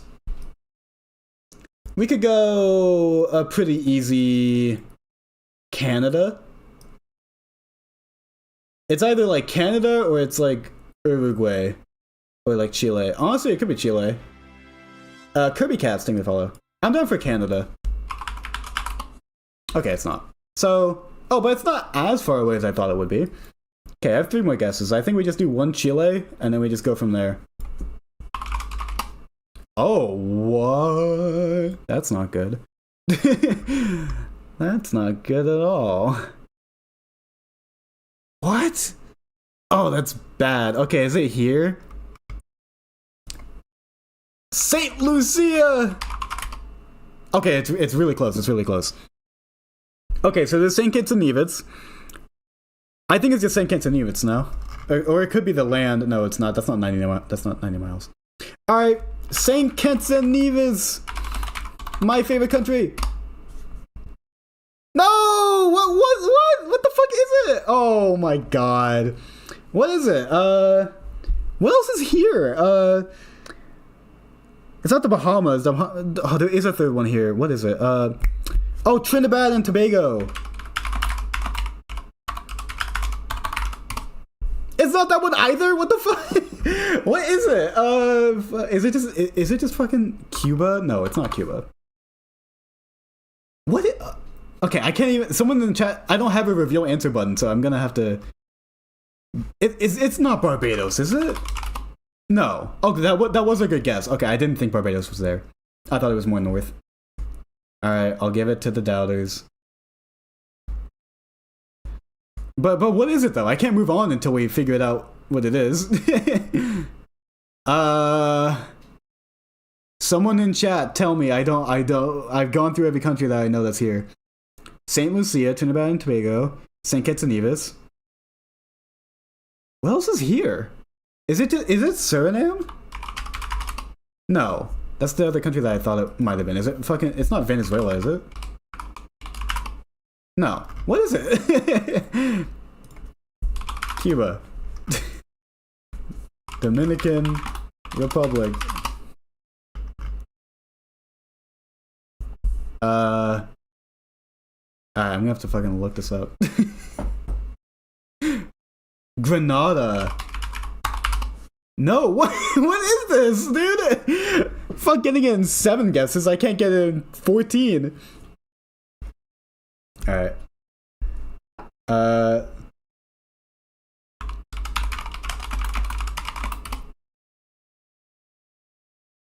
I can't even see, like...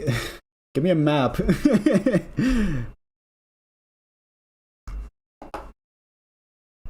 God damn it.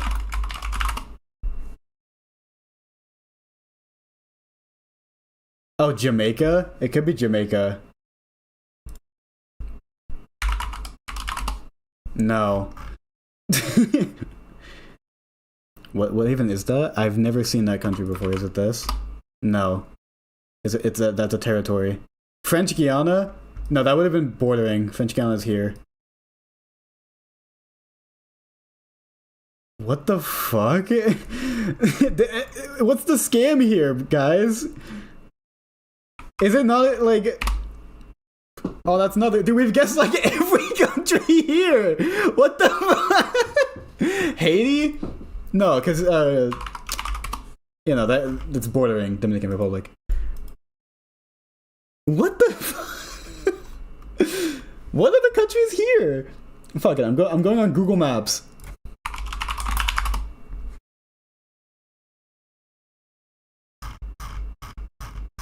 I have to zoom out. Zoom out, we go here. What's here?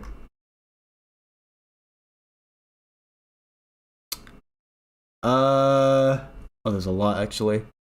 Is it Guadalupe? Nope. Yeah, I think a lot of these are territories, that's the thing. Nope. US Virgin Islands? No. Oh, is it this? No. It's not Puerto Rico, is it? Yeah, it's a territory. Alright, well.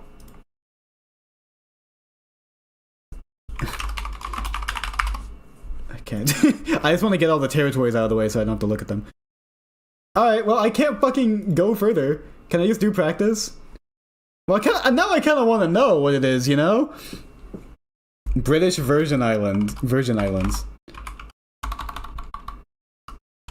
British Virgin. No, I already guessed that. And also, that's not even what I said. No, it's not. It's not that.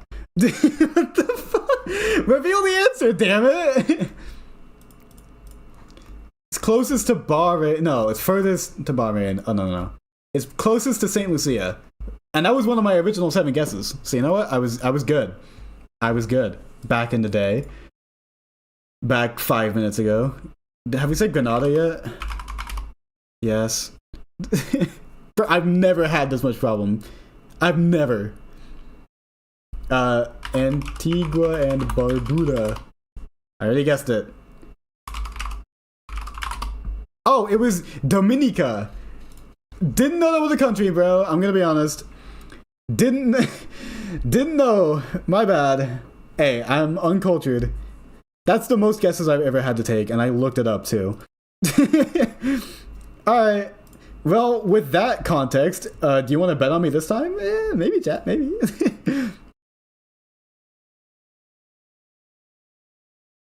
Maybe. Chad said Dominica. I thought they were saying Dominican Republic, because it's like part of the name, you know? I don't know. My bad.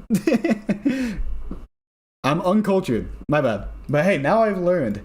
Like, the only countries I remember when I think here is St. Lucia and St. Kitts and Nevis. Now I know that there's like fucking 9 possible answers there.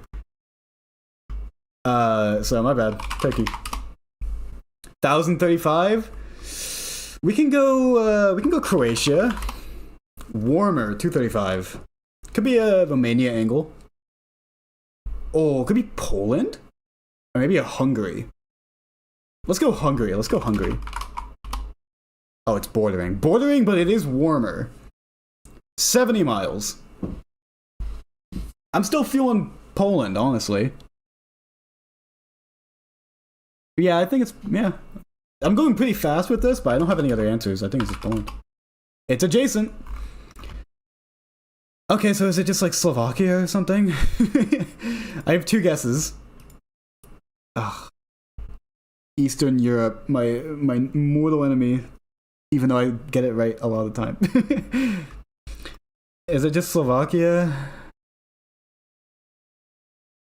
Okay, I have 2 guesses. I think one of them is just Slovakia, no? No, because this is Slovakia. Because Czechoslovakia is here and then it broke up. So I think it's like here, and I don't think it's bordering Hungary, but it's close. Right? It's not Poland. Poland is... Oh, I already guessed Poland, yeah. This is Germany. This is Czechoslovakia. Yeah. Fuck, okay. Is it just France? Is it just France? It might just be France, you know, fuck it. Because Italy goes, like, up here. Yeah, wait, is it just France? I think I'm overcomplicating it. I think it's just fucking France. Oh, wait, no, not France.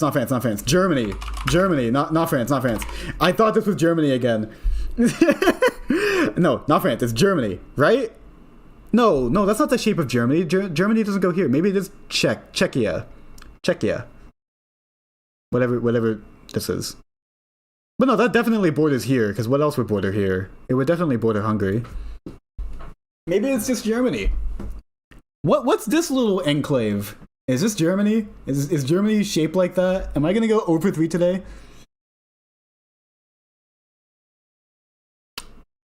Alright, well, we'll see. Fuck! What is it? No! Is it Czech?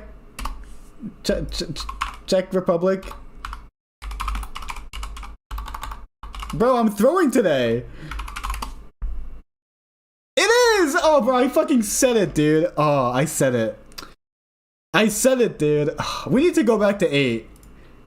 We need like a 7.5. We need somewhere in the middle. Bro. Alright, whatever. I need to hit 1 today. I'm going until I win. I'm going until I win. Which hopefully is this one, because I don't want to do more than 3. Surely. Can't end on a loss, can't end on a win. We're doing this for 5 hours. Ah, man. I'm getting close, though. That's the thing. Like, these aren't bad guesses. Okay, some of them are. But they aren't, like, unilaterally shit, you know? I'm on Turkey again. 2000. I think Mali. Cooler, but not, like, opposite cooler, so it's probably, like, here. No, that's not 2,000 miles. Maybe it's, like, here. Could be a Somalia. No. Oh, maybe it is. Like that? Yeah, we can go Somalia. Ooh, see, that's a good guess. That's a good guess. Could be a small one. It could be like Uganda. Because it's not... This is, Ethiopia. And then there's like Djibouti is like somewhere. I think this is Djibouti. I think, right? I think so. But if it's 150 miles, it's like here. Yeah, let's go Uganda. Oh, is it Kenya? I forget which one's closer to the west, or to the east. Is it Uganda? Oh, that's cooler. I thought, like, even if that was wrong, I still expected it to be, like, adjacent. Oh, maybe it's this. Is it just Yemen? But no, this isn't 2,000. This is not 2,000 miles. Right? It has to be, like, here. Maybe, oh, maybe it's Djibouti. Is this 115 miles? No, it's not. Damn, these are hard ones today, dude. I feel like I have to guess Yemen. Right? I feel like I have to. But no, that's... I guess it would be closer. Yeah, I'm doing it. 40 miles! So yeah, it is just this. It's just Djibouti, no? Is this small space 90 miles, though? There's no way. There's no way it is. But, like, what other country would it be? Sudan? No. It's Djibouti. What? What? What? Fuck you, game. Is it Ethiopia? What is it? What? Wait. Does Egypt go down here? No, it doesn't. What is it? Oh my god, I forgot that was a country. God damn it, dude. Are you kidding me? Oh, dude. Oh, that's painful. That's painful, dude. That's fucking painful. Oh my god. I forgot that was a country. I'm gonna be real. Dude, I wanna start editing the video. I wanna get a win and then just log off. Not your day. Well, it is also a harder thing than usual. Like, if we were going to normal 8, I would have gotten round 2. So. Alright. We get it this time. Surely. Did I do a new guess? Yeah, I did. Alright. Turkey. 1,500. Okay. I'm down for like a Tunisia. Oh! Okay, is it just like Morocco? Oh no. What is this country? No, it's Algeria, right? Right? No, wait, okay, let's not rush. There's 2 A countries. There's one that's like here next to Egypt, and then there's one here. And then there's Angola down here. What are they? There's Algeria, and then there's... Maybe there's just Algeria. It's either that or it's Mali. I guessed Mali and I already forget where it was. Is it Mali? I'm just gonna do Algeria. Okay, good. Well, that feels unsatisfying. Whatever, I got it. Yay! Hooray! Okay, we got it. Where is Molly? Just so I know. Yeah, okay, it would have been adjacent. Okay. Alright. Well, chat, next stream will be very soon, in 2 days, on Wednesday. After that, streams might slow down a little bit because I will be grinding the fuck out of videos. Which should be fun. Yeah. So, yeah, join the Discord if you want more updates from me. Other than that, that's all I really have to say. I had a fun time today. Again, shorter stream. Still went twice as long as I thought it was going to go. my bad. Yeah, wait, let me see. Yeah, I think I'm just gonna end. Alright. Goodbye, chat.